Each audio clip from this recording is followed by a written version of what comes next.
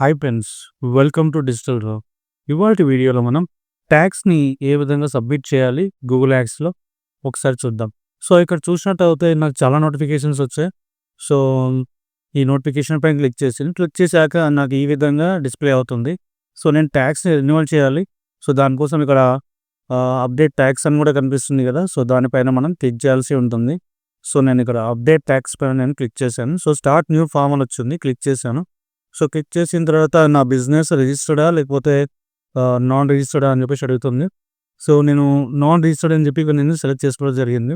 So non registered select చేసిన తర్వాత ఇక్కడ సో నా పాన్ కార్డ్ నెంబర్ అడుగుతుంది. సో నేను నా పాన్ కార్డ్ నెంబర్ అన్నది ఇక్కడ నేను సబ్మిట్ చేయాల్సి ఉంటుంది.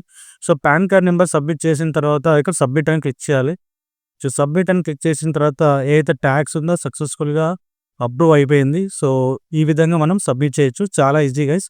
అండ్ వీడియో నచ్చినట్టయితే like, share, comment and subscribe చేయడం మాత్రం మర్చిపోకండి.